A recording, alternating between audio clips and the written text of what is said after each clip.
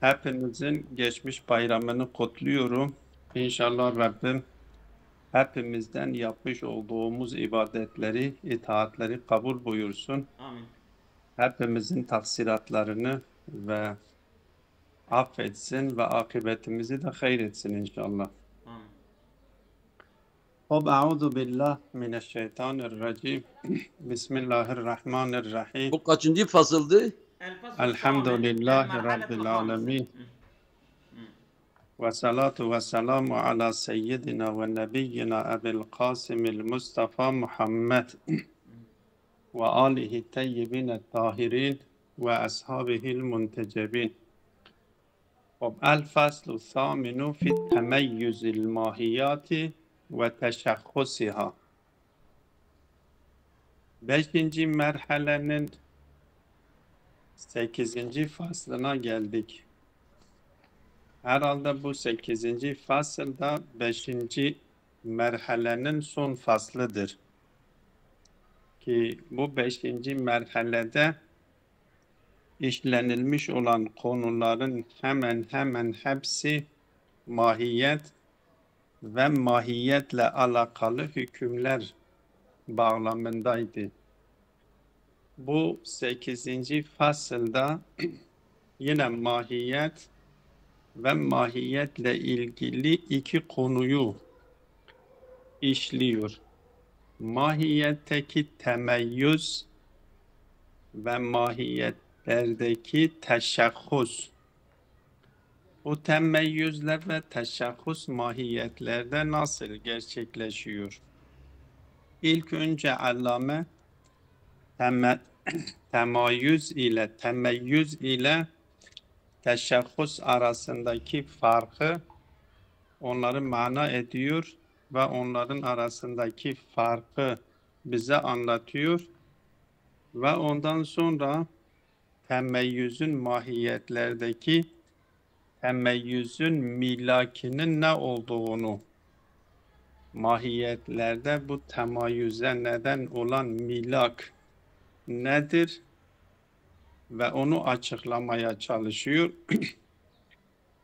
ve sonuç itibariyle burada yapılmış olan bir işgale de cevap veriyor, konuyu bitiriyor. Şimdi temeyyüz nedir? Mahiyetlerdeki temeyyüz nedir? Kendisi açıklıyor zaten. Bir mahiyeti başka bir mahiyetten ayırması demektir.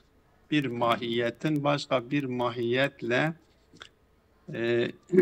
ayıran nitelik, aralarındaki beynuneti, yani bir diğer tabirle aralarındaki tebayünü belirlemektir. Temayüz onu mahiyetleri yapmıyor, mahiyetleri cüz'ileştiremiyor. Mahiyetleri birbirinden ayırt edebiliyor. İki tane mahiyetin şekillenmesine sebep oluyor. Ama mahiyetlerin teşahhusleşmesi, onların cüz'i, elbette felsefi cüz'iye dönüştüremiyor. Sadece aralarındaki tebayuna işaret ediyor.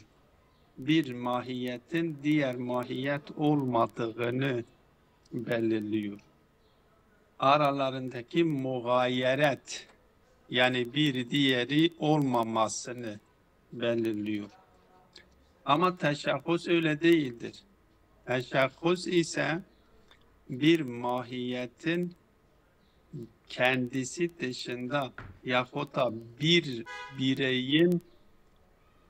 bireyden fazla bireylere şamil gelmesini engellenecek şekilde belirginleştiren özelliğe deniliyor.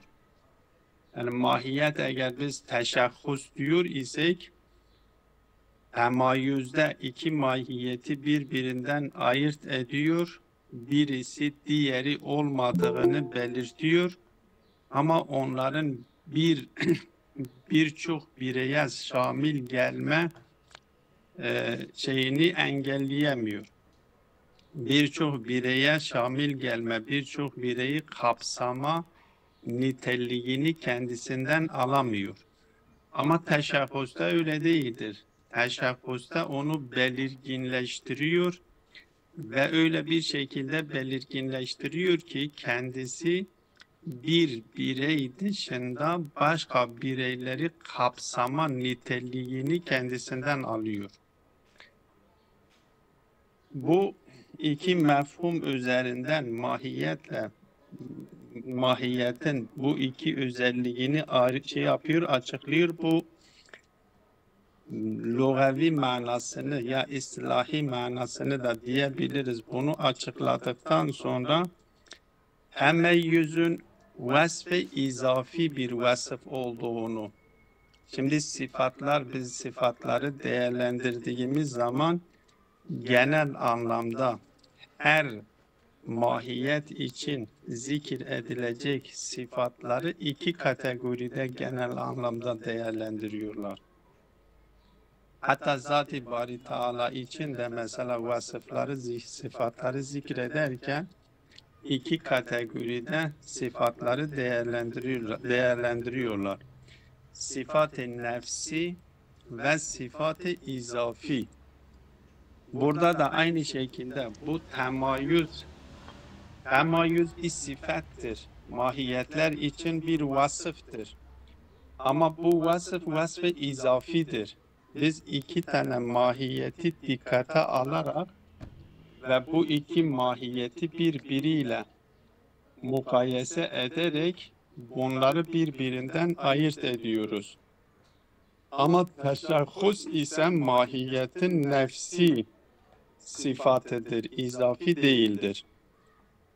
Yapmış olduğu tariflerden almış olduğu birinci netice budur. Temeyyüz mahiyet için bir vasıftır ama bu vasıf izafidir. Mahiyet için izafidir, nefsi değildir. Teşahhus da mahiyet için bir niteliktir, bir vasıftır. Ancak bu vasıf nefsidir, izafi değildir. İki tane mahiyeti birbiriyle mukayese ederek elde edilecek bir vasıf değildir. Ama temeyyüz ise iki mahiyeti iki mahiyeti tasavvur ederek ve birbirine mukayese ederek kendisini elde edebiliyoruz. Bu birinci sonuçtur. İkinci sonuç da şudur. Diyor ki temeyyüz hiçbir zaman mahiyeti cüz'ileştiremiyor. Şu anlamdaki daha önce cüz'i ile külliyi tarif etmiştik. Demiştik ki külli, mefhum-i külli kabiliyet-i sıdk yani şamil gelme kabiliyeti, kapsama kabiliyetini taşıyana biz külli diyoruz. Bir mahiyette eğer kapsama kabiliyeti söz konusu ise o mahiyete külli deniliyor. Ama eğer bir mahiyette kapsama kabiliyeti söz konusu değildir. Bir tek bireyi kapsıyor, bir tek bireyi kendi altında barındırıyor. Bir birey dışında başka bireyleri kapsama kabiliyetini taşımıyorsa biz ona cüz'i diyoruz. Mantıkta böyle bir cüz'i felsefede böyle bir cüz'i söz konusu değildir. Yani hiçbir mefhumu tasavvur edemezsiniz ki bu kabiliyet kendisinde olmamış olsun. Dolayısıyla temeyyüz mahiyetleri her ne kadar kapsama alanını daraltabiliyor ise de çünkü bir mahiyete ne kadar kayıtlar eklenilirse eklendiği kayıtlar onu ne yapıyor? Kapsama alanını daraltıyor. Ama hiçbir zaman onu artık kabiliyeti kendisine birden fazla bireyleri kapsamayacak niteliğine indirgeyemiyor. Sürekli bu kabiliyet kendisinden söz konusudur. Onun için diyor temeyyüz külli ile tenafi ve tezat içerisinde değildir. Birinci, ikinci sonuç yaptığı tariften aldığı ikinci sonuç budur. Temeyyüz külli ile tenafi içerisinde değildir. Tezat içerisinde değildir. Tenakuz içerisinde değildir. Temeyyüzün olduğu yerde külli de söz konusu olabilir. Ama teşekküs ise öyle değildir. Teşekküs külli ile tezat içerisindedir. Külli ile tenafi içerisindedir. Bu iki tane sonucu yapmış olduğu tariften alıyor. Şunu şekilde de açıklayabiliriz. Şimdi külli niteliğini taşıyan, külli niteliği taşımak da söylediğimiz gibi kabiliyet, yani kapsama kabiliyetini taşıyan her mefhuma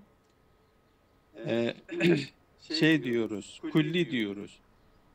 Kapsama kabiliyetini birden fazla bireyi kapsama kabiliyetini taşıyan mefhumların 100 tanesini, 1000 tanesini, milyonlarca tanesini yan yana getirirseniz o mahiyeti o küllilikten çıkaramıyor. Onu o küllilikten çıkaracak tek nitelik vücuttur, mefhum değildir. O kabiliyeti taşımayacak şey ile birleştirildiği zaman o kabiliyet kendisinden alınıyor. O kabiliyeti taşımayan şey ile birleştirilmediği sürece onun o kabiliyeti taşımayacak niteliğine sokmamız imkansızdır. Aynen şuna benzetebiliriz. Felsefede ben bu birkaç tane misal veriyorum. Bu misaller başka yerlerde olduğu için bu örnekleri veriyorum. Faydalı olabileceği için bu örnekleri vereceğim. Şimdi bilgiyi genelde daha sonraki merhalelerde de bize açıklıyor. Bilgiyi genel anlamda diyorlar ki ya husulidir ya huzuridir. Husuli bilgide hata yapma ihtimali vardır ama huzuri bilgide hata yapma ihtimali yoktur. Şimdi husuli bilgiler ki özellik olarak, nitelik olarak hata yapma ihtimali söz konusu ise bu hata ihtimali taşıyacak, hata ihtimal niteliğini taşıyacak bilgilerin yüzlerce tanesini yan yana getirirseniz o hata yapma ihtimalini kendisinden alamıyor. Çünkü o nitelik taşıdığı sürece o niteliği taşımayacak bir şeyle birleştirmemiz gerekiyor ki o niteliği kendisinden alsın. Eğer hata yapma ihtimalini taşıyacak bir bilgi varsa onun yanına yine hata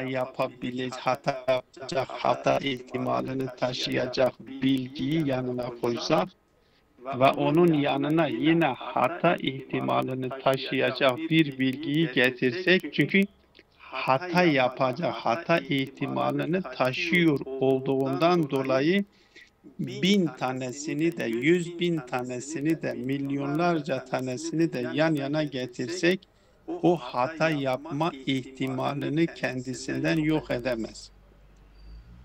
Dolayısıyla hata yapma ihtimalini taşıyacak bilginin hata yapma ihtimalini kendisinden alacak tek şey hata yapma ihtimalini taşımayan bilgiyle birleştirildiği zaman oluyor. Bu bir misal. İkinci bir misal. İkinci bir misal da şudur. Mesela diyelim ki biz varlıkları iki kategoride değerlendiriyoruz. Vacip ve mümkün. Mümkün olan varlık nedir? Vücudu zatından olmayan varlığa deniliyor. Ki daha önce kendi önceki derslerde tarif ederken diyorduk mutesavviyun nisbe ilel vücudi vel adem. Ya selbu zarure an tarafeyn fark etmiyor. Yani vücudu zatından olmayıp dışarıdan vücut kendisine verilen varlık.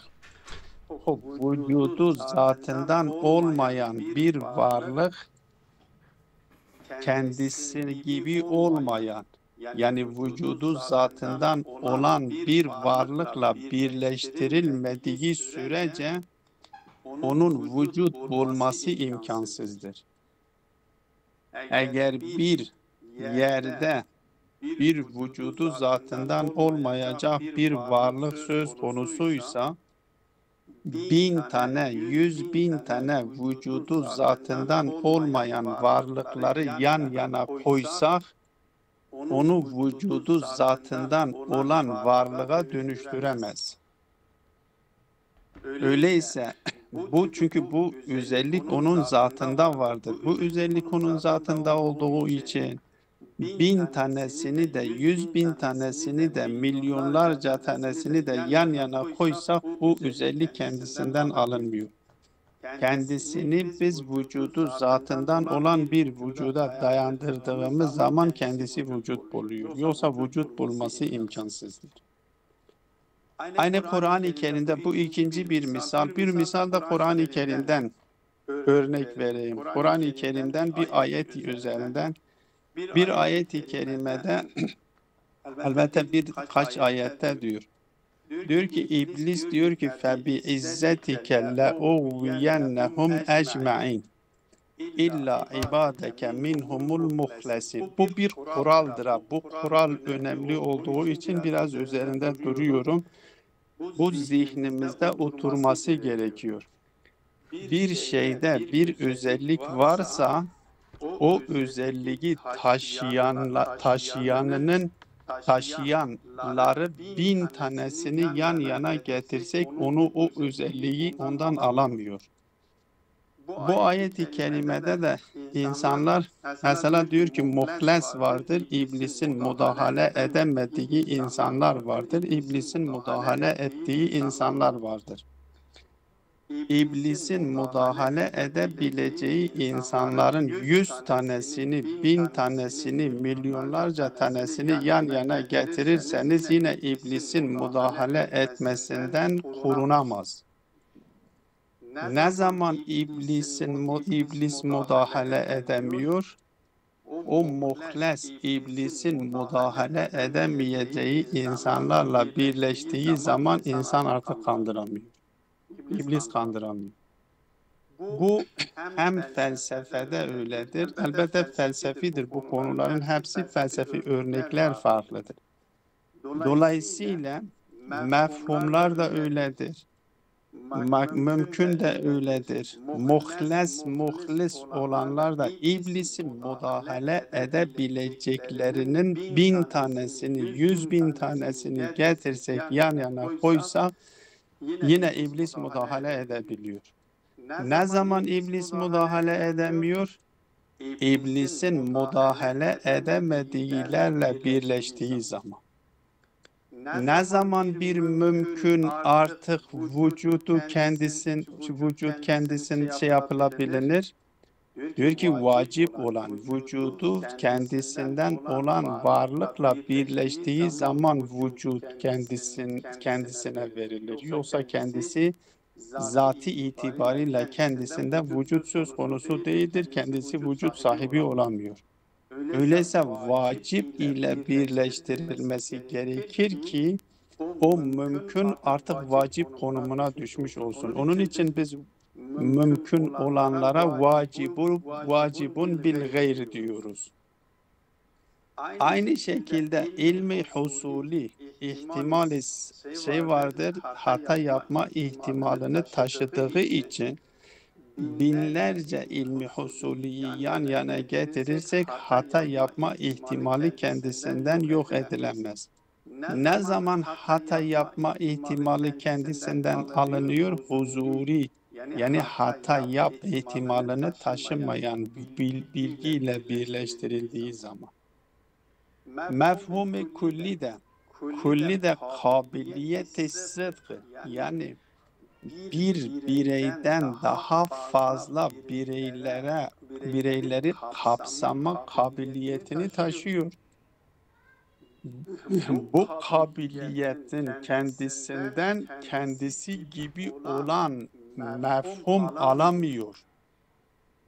Kendisi gibi olan mefhumların 1000 tanesini yan yana koysak o kabiliyet kendisinden alınmıyor.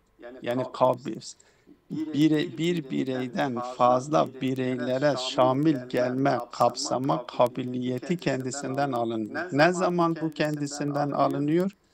Artık bu kabiliyeti taşım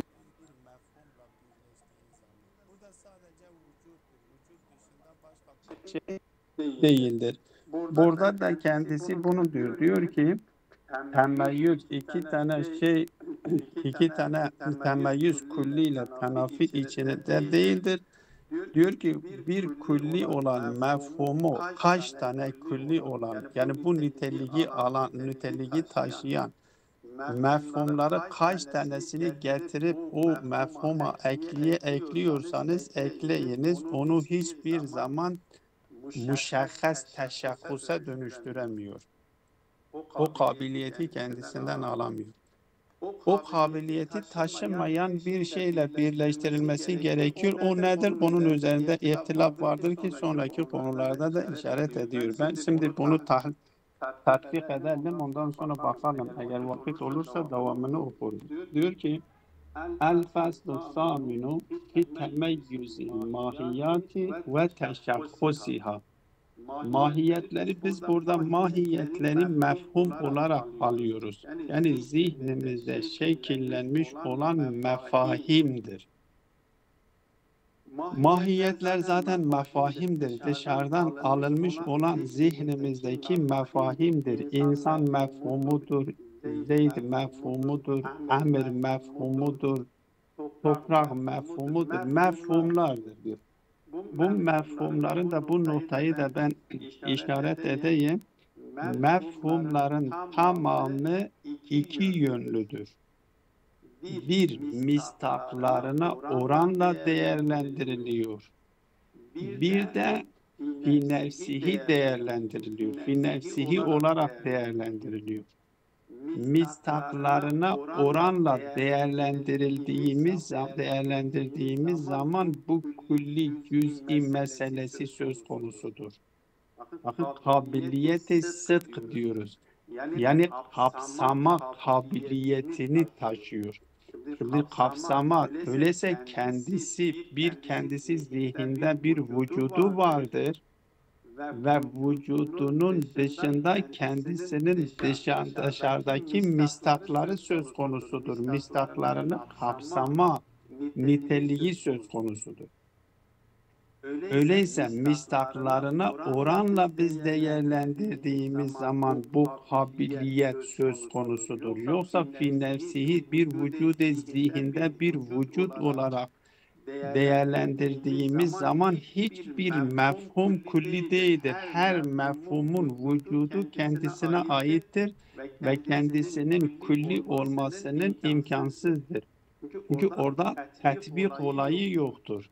Bir nefsihi olarak değerlendirdiğimiz zaman tetbik veyahut da sıdk meselesi söz konusu değildir. Kendisi bir mefhum olarak zihnimizde vardır ve kendisi bir mefhum olarak, vücut olarak zihnimizde vardır. O vücudu da kendisine aittir, başkasına ait değildir.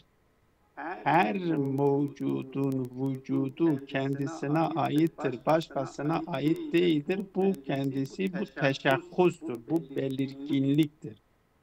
Ama burada bizim bahsettiğimiz nokta şudur. Zihnimizde bir mefhum vardır ve bu mefhum dışarıya, zihnimizin ötesine açılan bir pencere şeklinde görüyoruz. Nefsihi olarak değerlendirmiyoruz.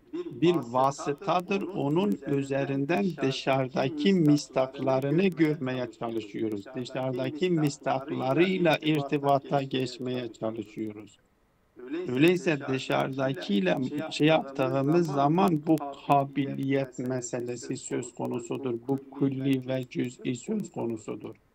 Yok, eğer biz vücut olarak bakarsak hiçbir vücut külli değildir. Her vücudun vücudu kendisine aittir ve kendisi dışında başka bir vücudu da kapsamıyor. Onun için burada bu mahiyetleri biz bir mefhum olarak alıyoruz. Zihnimizde bir kavramdır. Bu kavram üzerinden dışarıdaki mistaklarıyla irtibata geçiyoruz anlamından. O diyor temeyyüzü mahiyeti min mahiyetin temeyyüzü mahiyetin min mahiyetin uhra beynunetuha minha.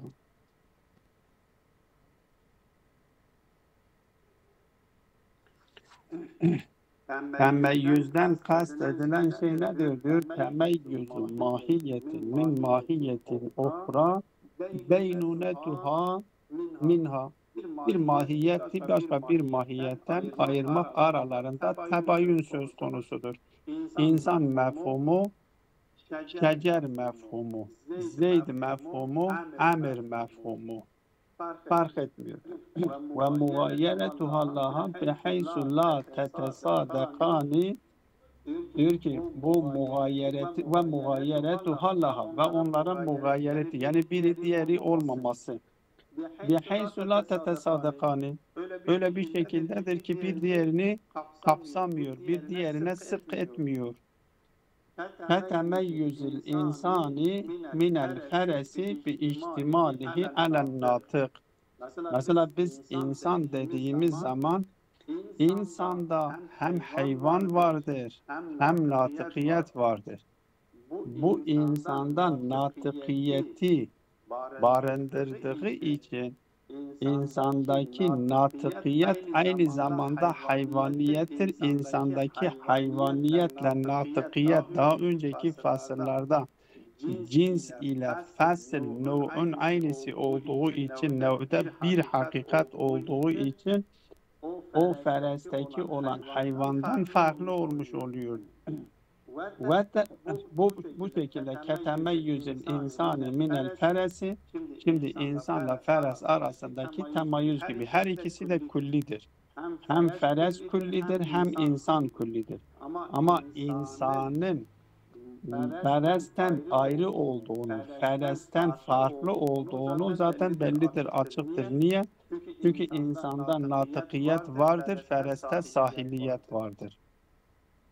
Dolayısıyla bunlar birbirinden ayrıdır, birbirinden farklıdır. Bu temeyyüz, buna temeyyüzül mahiyeti en mahiyet diyoruz. Ve teşşakkusu kavnul mahiyeti bihaysu yemteni'u sıdkuha ala kethirine. Teşakkus nedir? Buradaki teşakkus felsefizi elbette şimdi mantıksal olarak burada yapıyoruz. Teşakkus dediğimiz zaman diyor ki kendisi öyle bir şekildedir ki kendisinin bir taneden, bir bireyden fazla bireylere sadık gelmesi, kapsaması imkansızdır, mümkeni olacak. Kavlül mahiyeti bihaysu yemteni'u sıdkuha alel kesir. Keteşakkusul insanı lezi huve zeydun ki zeyd gibidir. Elbette zeyd daha önceden de bunu işaret etmiştik. Zeyd dışarıdaki zihnimiz ya biz gözlerimizle, hislerimizle irtibat kurduğumuz dışarıdaki zeyd yahut da teveccühümüzle belirttiğimiz dışarıdaki zeyd. Yoksa zeyd mutlak olarak alırsak zeyd bir haddi zatihi bir kavram olarak ya bir isim olarak aldığımız zaman kabiliyeti sıdk alel kethirine sahiptir. Yani bu nitelik kendisinde vardır.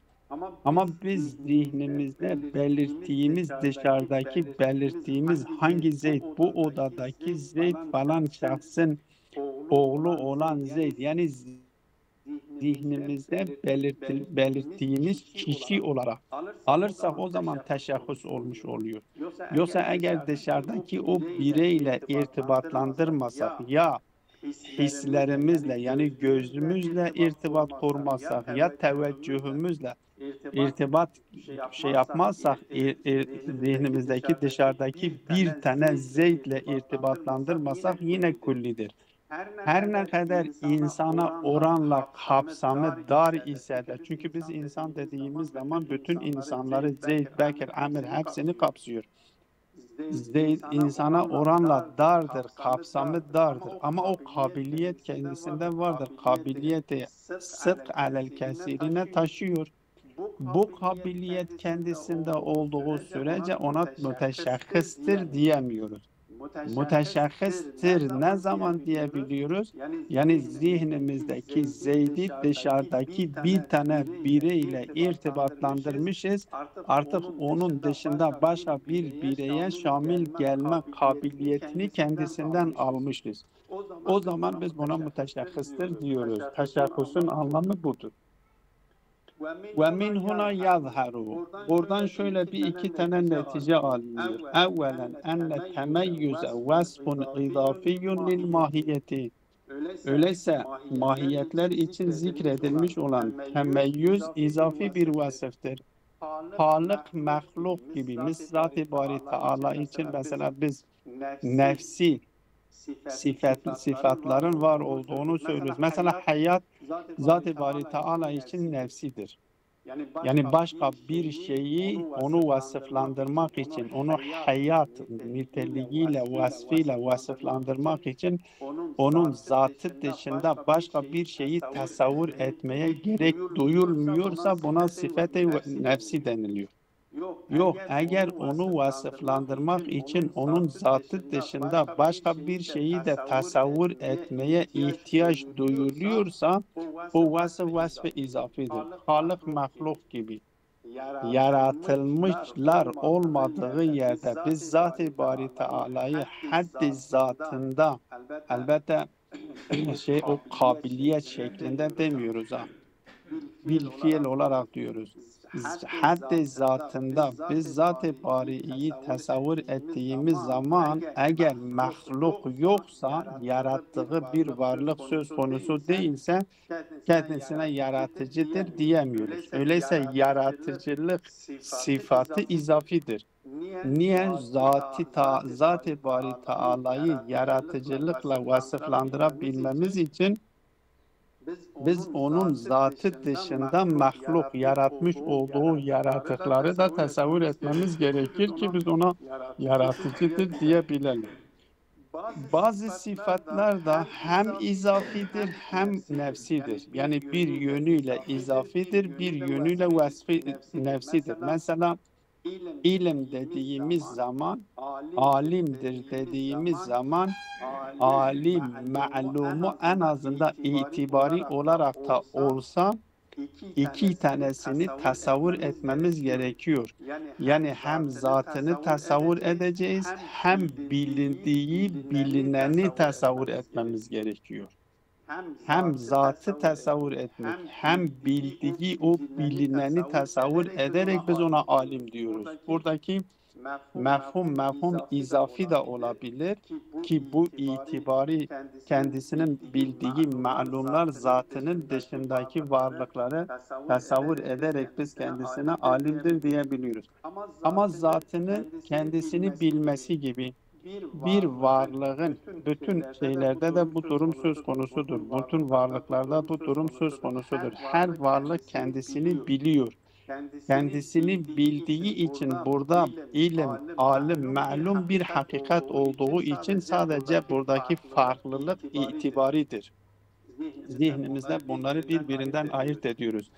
Alim, ma'lum, ilim diyoruz. Ama dışarıda hakikat olarak bunlar birbirinden ayrı değildir. Bu şekilde bunu tasavvur ettiğimiz zaman diyebiliriz ki bu zat nefsidir diyebiliriz. Ama itibar etmeksizin bunu vasıflandıramıyoruz dersek bu sıfatla izafi olmuş oluyor. Ama hayat öyle değildir. Hayat zatin nefsidir. Dolayısıyla vasıfların tamamı ya nefsidir, ya hem nefsidir, hem izafidir, ya izafidir. Burada temeyyüz mahiyetler için diyor hangi sıfatlardandır? İzafi sıfatlardan mıdır yoksa nefsi sıfatlardan mıdır? Diyor ki nefsidir. Diyor ki enne temeyyüze vasfun izafiyyun lil mahiyeti. Mahiyet için izafi bir vasıftır. Bi hilafi teşahhusi fe innehu nefsiyyun gayru izafiyyin. Çünkü teşahhus o nefsini dikkate alarak nefsinin dışında başka bir şeyi tasavvur ederek onu teşahhusla vasıflandırmıyoruz. Sadece o mefhumu tek başına tasavvur ediyoruz ve kendisi bir birey dışındaki bireyleri kapsamadığından dolayı kendisine mi diyoruz? Müteşahhis diyoruz. Teşahhus onun vasfı olmuş oluyor, nefsidir. Ama temayüz öyle değildir. Bu birinci netice, ilk sonuç. İkinci sonuç da budur ki saniyen enne temeyyüze la yunafil kulliyete. Temeyyüz hiçbir zaman külliyle tezat içerisinde değildir. Ve inne indimame külliyin, o söylediğim nokta budur. Ve inne indimame külliyin ila külliyin la yucibul cüz'iyete. Bir mefhum eğer kapsama bir bireyden fazla kapsama niteliğini taşıyorsa, bu niteliği taşıyanların 1000 tanesini yan yana getirirseniz, 100.000 tanesini yan yana getirirseniz onu bu nitelikten çıkaramıyor. Onu bu nitelikten çıkarabilmek için bu niteliği taşımayanla birleştirmemiz gerekiyor. Onun için diyor ki bu temayüz külliyle tenafi içinde değildir. Ve inne indimame külliyin ila külliyi la yucibul cüz'iyete. Cüz'i de söylediğimiz anlamda, yani teşahhus anlamda, kabiliyet-i sık, yani kapsama, bir bireyden fazla bireyleri kapsama yetkisini taşıma, niteliğini taşımayan, bu anlamdaki cüz'iye dönüşmesi imkansızdır diyor. وَلَا يَنْتَهِ اِلَيْهَا وَاِنْ تَكَرَّرَ. Yani bu şeyler ne kadar tekrarlanıyorsa tekrarlan. Biz kayıt olarak diyelim. Ben ne kadar kayıt ekliyorsanız ekleyelim. Bunu mesela diyelim ki insandır, alimdir, kadirdir. Bakın alimi ekledik, alim de küllidir. Kadir ekledik, kadir de küllidir. Hay ekledik, hay de küllidir. Cisim dedik, cisim de küllidir. Yani ne kadar ekliyorsak ekleyelim çünkü bunlar hepsi küllidir. Bu küllileri ne kadar kendisine kayıt olarak getirirsek getirelim onu cüz'ileştiremiyor. Evet, onun kapsama alanını daraltabiliyor. Mesela diyelim ki insan mefhumunun kapsama alanı ile hayvan mefhumunun kapsama alanı eşit değildir. Ama ikisi de küllidir. Hayvan mefhumunun kapsama alanı ile cism-i naminin kapsama alanı bir değildir. Ama ikisi de küllidir. Birisi daha dar, birisi daha. Dolayısıyla onu daraltabiliyor. Ama o kabiliyetini taşıyan mefhumları ne kadar ekliyorsak ekleyelim onu cüz'ileştiremiyor diyor. وَلَا يَنْتَهِ اِلَيْهَا وَاِنْ تَكَرَّرَ بِخِلَافِ teşahhus. Ama teşahhus öyle değildir. Teşahhus yunafil kulliyete. Teşahhus tam külliyetin şeyidir. Teşahhus vücutla aynı anlamdadır. Nasıl ki her vücudun vücudu kendisi için kendisine aittir. Teşahhus da denildiği zaman yani vücudu kendisine aittir. Müteşahhisleşmiş, belirginleşmiş, kendisi dışında başka bir şeyi kapsama kabiliyetini taşımıyor. Dolayısıyla mahiyetler ya küllidir ya şeydir ya küllidir. Yani ya o şeyleri birbirinden ayırma şeyi ya temayüzleri temayüz izafidir. Temayüz şekliyle bunlar birbirinden ayrılıyor. Bunlar hiçbir zaman bu şekilde eğer birbirinden ayırt ediliyorsa cüz'ileşmiyor ya da teşebbüs ile bunlar birbirinden temayüzleri gerçekleşiyor. Eğer temayüzleri teşebbüsle gerçekleşiyorsa o zaman cüz'ileştirilebiliyor ki bundan sonra bu konuyu ثُمَّ اِنَّ تَمَيُّزَ بَيْنَ الْمَاهِيَّتَيْنِ iki mahiyet arasındaki temeyyüz haç yolla milaki temayüz mahiyetlerdeki o temayüze kaynaklık yapan milak nedir? Ki burada 4 tane işaret, 3 tane genel olarak meşa mektebi kabul ediyor. 4 tanesini de işrak mektebi kabul ediyor. Mulla Sadra geliyor bir taraftan Meşşai'nin görüşünü kabul ediyor. Bir taraftan İşraki'nin kabul ediyor. Yani İşrakiler diyorlar ki temayüz 4 yolla gerçekleşiyor. Meşşa diyor ki yok mahiyetlerdeki temayüz 3 yolla gerçekleşiyor. Mulla Sadra geliyor 4 yol olduğunu kabul ediyor ama o 4. yolda İşrakilerden farklılaşıyor. İnşallah bunu da yarın ve sallallahu ala Muhammedin ve alihi teyyibine tahirin.